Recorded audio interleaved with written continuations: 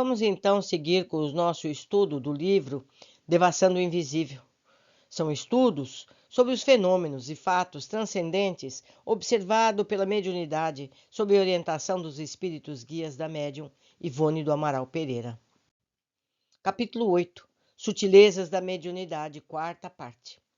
Não faria juízo muito justo dos filhos de Deus aquele que supusesse ser um obsessor, entidade generalizadamente malévola. Certamente que a gradação desses pobres delinquentes é quase infinita. Caberiam num volume o estudo e a classificação dos espíritos obsessores, com quem temos tratado desde o início das nossas tarefas mediúnicas.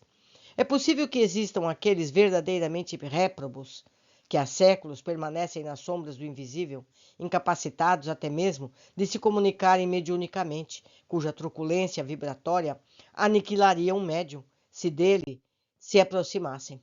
Não os vimos jamais, porém.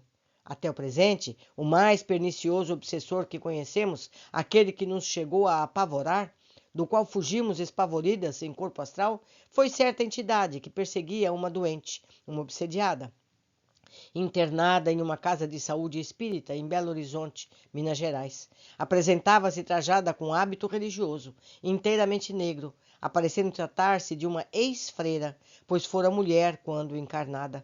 É singular uma particularidade entrevista em nosso longo tirocínio mediúnico. Os obsessores, que quando encarnados foram mulheres, são profundamente mais endurecidos, odiosos e temíveis do que foram os homens. Por quê? Ainda não logramos esclarecimentos.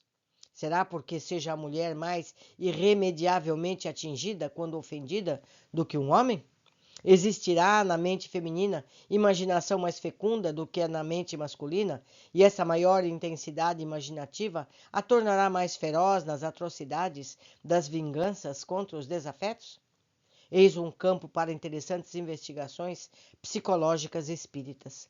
Entretanto, aquela entidade obsessora, em que se apresentando envolvida em um hábito religioso, denunciando-se como antiga freira, escondia o próprio rosto, as mãos e os pés, a fim de que não ser identificada. Ardil de que geralmente servem os obsessores mais maliciosos. Escondia-os, porém, sobrepondo-se hedionda máscara de caveira, com as mãos e pés de esqueleto, procurando infundir terror ou impressões fortes. Suas vibrações eram de tal forma virulentas que se tornavam realmente enlouquecedoras. Obsediava a pobre mulher, cujo precário estado não permitia jamais esperanças de cura, perseguindo-a de 100 formas diferentes desde a juventude e destroçando-lhe mais tarde até mesmo o lar antes da possessão completa. Penalizada ante a aprovação da pobre irmã, obsediada, oramos em seu benefício, ao termos notícia de seu drama, sem, contudo, procurar visitá-la em seu hospital, visto sermos proibidas pelos mentores espirituais, de vibrações aos manicômios. Não obstante, ousamos fazê-lo em corpo astral, levada pela compaixão à pobre enferma, mas desacompanhada dos guias e protetores, visto existir proibição dos mesmos também para esse melindroso feito. Avistando-nos, porém, a obsessora enfureceu-se, investindo contra nós e perseguindo-nos em correria desabrida, obrigando-nos a uma fuga espetacular.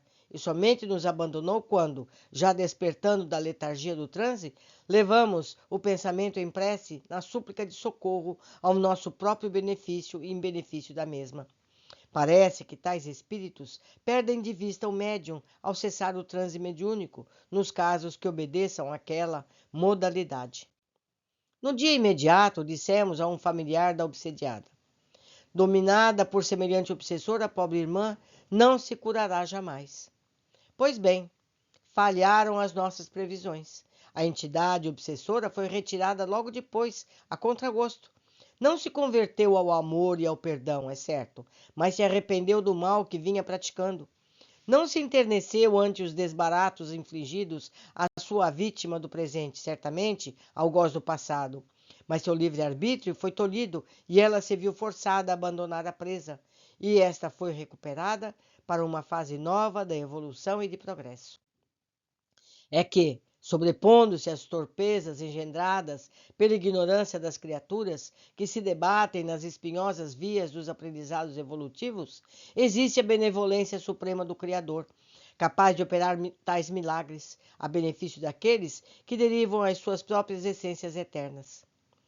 Não obstante, outros obsessores existem, capazes de atitudes amistosas para com outrem que não o inimigo do passado, do qual, comumente, se vingam.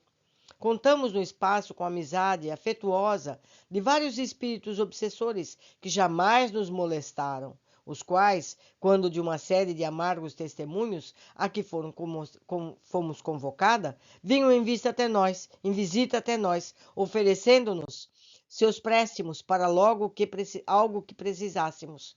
Nada puderam fazer por nós, é certo, visto ser o caso irremediável e não se encontrarem em condições de interferir a nosso favor. Mas o que é verdadeiro é que demonstraram desejo de consolar e remediar nossas amarguras.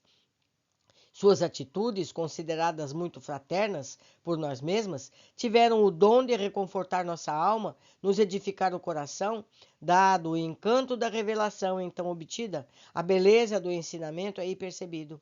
O amor e o bem cabem em toda parte, mesmo nos corações delinquentes.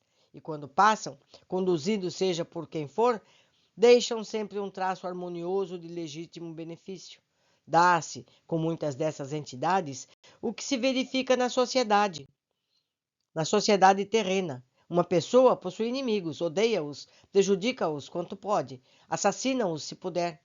Isso, porém, não impedirá que estime a outras pessoas, que seja leal amigo de outros tantos, honesto em seus empreendimentos sociais e etc.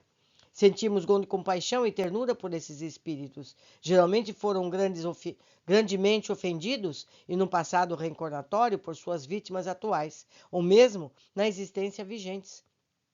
São, acima de tudo, grandes sofredores, tristes e frágeis, dominados por angústias e terrores indescritíveis. Protegê-los através de nossas preces enternecidas, elucidá-los com nossos conselhos diários na conversação telepática, envolver seus infortúnios com a fraternidade sorvida nos evangelhos, é também servir a Jesus e propagar sua doutrina, porque é recuperar a ovelha transviada para o redil do bem.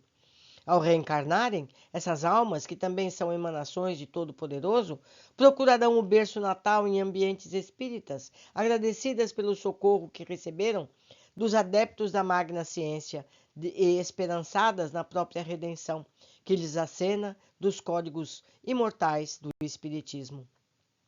Que os médiuns espíritas cristãos não se arreceiem deles. Nenhum mal lhes ocasionará se eles próprios, os médios, se harmonizarem com a luz. E que os amem e protejam como quereríamos que todos nós amassem e nos servissem, nos visseis nas suas deploráveis condições. Meus amigos, todos nós temos defeitos. Todos nós amamos e desprezamos estes e aqueles. As pessoas, quando passam para o mundo espiritual, continuam sendo as mesmas. Nós mesmos, quando passarmos para o outro lado, vamos continuar amando alguns e detestando outros. Não é verdade? Isso não justifica que a gente faça mal a essas pessoas, mas nem todos estão no nosso patamar. Devemos ter piedade de todos, porque nós já fomos como eles, certamente. Hoje, nós somos a melhor versão de nós mesmos. No passado, éramos terríveis. Podemos ter certeza disso. Por hoje, ficamos por aqui. Aguardo vocês na continuação deste estudo. Abraços.